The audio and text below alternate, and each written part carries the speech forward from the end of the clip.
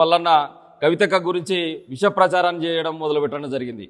ఇలా బీఆర్ఎస్ సంబంధించినటువంటి విషపు కౌగుల్లోకి వెళ్ళినటువంటి మల్లన్న, హరీష్ రావు విషపు కౌగుల్లోకి పోయినటువంటి మల్లన్న, హరీష్ రావుకు అమ్ముడు పోయి దిగజారుడు ఆరోపణలు ఈరోజు కవితక్క పైన చేస్తున్నటువంటి విషయాన్ని గమనించాలని చెప్పేసి యావత్ తెలంగాణ సమాజానికి ఈ సందర్భంగా నేను పిలుపునిస్తాను. ఏంది మల్లన్న చేసేటువంటి ఆరోపణ? ఏదైతే మంత్రివర్గంలో కవితక్క సంబంధించినటువంటి పేర్లు మంత్రివర్గ విస్తరణ ఆ రోజు చేసినప్పుడు, మంత్రివర్గ విస్తరణ చేసినప్పుడు ముగ్గురు మంత్రులు ప్రమాణ స్వీకారం చేసి 4వ నెంబర్ నీది కదా అని చెప్పేసి అంటాడు.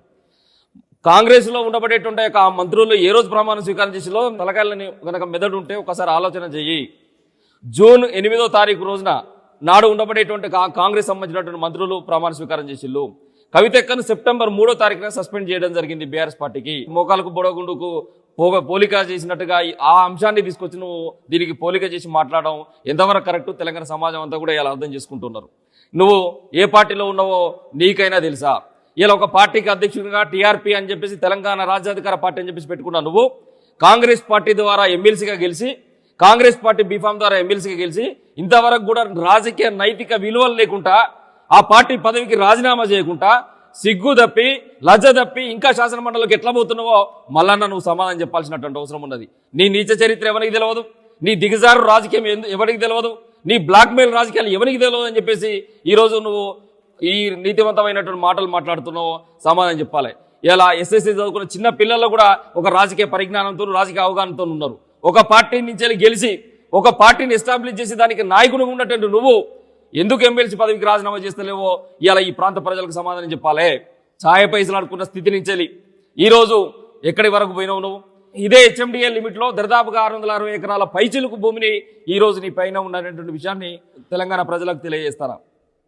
అదేవిధంగా స్కూటర్ పైన వచ్చేటువంటి నువ్వు ఇలా హెలికాప్టర్ నువ్వు తీసుకొని పర్యటనలకు పోయేటువంటి పరిస్థితికి ఎట్లా దిగినవో ఇలా సమాధానం చెప్పాలి మల్లన్న.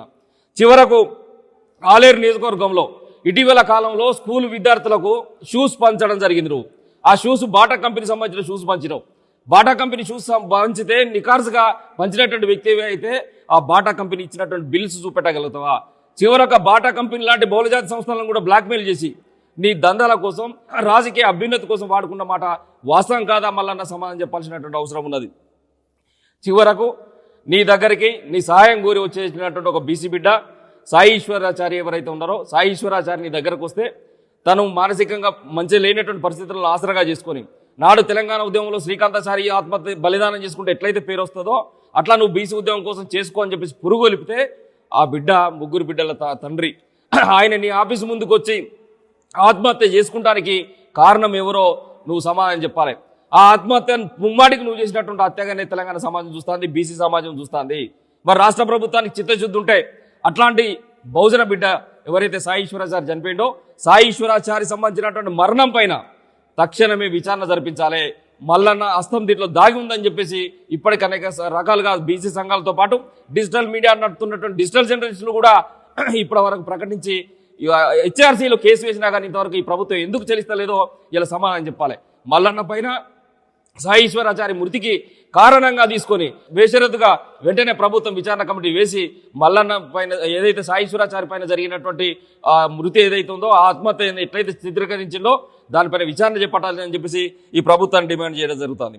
ఏదైతే బాధితులు నీ దగ్గరికి ఆశ్రయించి వస్తారో ఆ బాధితుల వీడియోలు ముందు తీసుకొని ఎవరు అయితే వాళ్ళ ద్వారా బాధపడి ఆ బాధలు వాళ్ళు మీ దగ్గర చెప్పుకుంటారు, వాళ్ళ వీడియోని ముందు తీసుకొని వాళ్ళకే మీరు ఆ వీడియోలను పంపించేసి వాళ్ళను కూడా బ్లాక్మెయిల్ చేసేసి, లేదంటే ఇది బులెటిన్లో వస్తుంది, ఇది రేపు పొద్దున మార్నింగ్ న్యూస్లో వస్తుంది, టెలికాస్ట్ అవుతుంది అని చెప్పేసి బెదిరించి బ్లాక్మెయిల్ చేసి మీరు ఈ దందలకు పాల్పడుతున్నమాట వాస్తవం కాదా? ఇలా టీఆర్పీ అనేటువంటి పార్టీ పెట్టినావు. టీఆర్పీ అంటే నువ్వు తెలంగాణ రాజ్యాధికార పార్టీ అని చెప్పేసి అంటున్నావు. మేమేమనుకుంటున్నావు అంటే టెలివిజన్ రేటింగ్ పాయింట్ అనుకుంటున్నావు. నీ టెలివిజన్ రేటింగ్ పాయింట్స్ బాగుంటే నీకు 4 పైసలు వస్తాయని అనుకుంటున్నావు. నీ టీఆర్పీ బాగుండాలని చెప్పేసి నిత్యం ఇట్లాంటి నాయకుల పైన నువ్వు అబండాలు వేస్తున్నావు, ఆరోపణలు చేస్తున్నావు.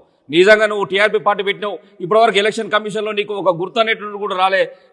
నీకు రావాల్సిన గుర్తు ముమ్మాటికి కూడా ఫోన్పే స్కానర్ గుర్తుంటుందో ఆ స్కానర్ గుర్తు రావాలి. మా బహుజన బిడ్డలకు నీ పార్టీ తరపున ఎక్కడి నుంచి టికెట్లు కూడా ఇవ్వాలనుకుంటే మాత్రం హోల్సేల్ రేట్లకి ఇవ్వాలి, అమ్ముకోవాలి తప్పితే బహుజన బిడ్డలకు కూడా మీరు ఇవ్వద్దు.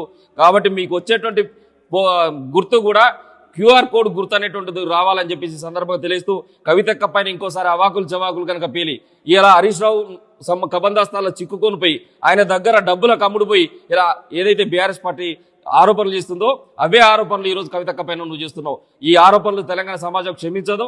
ఒక ఆడబిడ్డగా శాసన మండలిలో తను గోడు వినిపించుకుంటే యావత్ తెలంగాణ మొత్తం కూడా ఈరోజు కన్నీటి పర్యంతమై కవితక్క వైపు చూస్తున్నారు. మొన్న ఈ ప్రకటన చేసిన తర్వాత తండోపతండాలుగా తెలంగాణ జాగృతి ఆఫీసులో కనీసం ఇసుకిస్తే రాలన్నటువంటి జనము బహుజన వర్గాలతో పాటు ఉద్యమ వర్గాలందరూ కూడా వచ్చి సంఘీభావం తెలిపిల్లు. రేపటి రోజున నీకేమన్నా ఉంటే రాజకీయంగా ఎదుర్కోవాలి తప్పితే ఇలాంటి నీతిమాలినటువంటి ఆరోపణలు కవితక్క పైన కనుక చేస్తే మాత్రం తస్మాత్ జాగ్రత్త. గతంలోనే నీ ఆఫీస్ పైన తెలంగాణ జాగృతి భౌతికంగా దాడి చేసింది. ఆ రోజు మా నుంచి తప్పించుకొని పోయినావు కావచ్చు. ఇంకా ఇట్లాంటి నీతిమాలిన ఆరోపణ చేస్తే మాత్రం నిన్ను పాతాళంలోకి తొక్కేట దాకా తెలంగాణ జాగృతి బాధ్యత తీసుకుంటుంది. తస్మాత్ జాగ్రత్త మల్లన్న అని చెప్పేసి మల్లన్న ఈ సందర్భంగా హెచ్చరిస్తాను.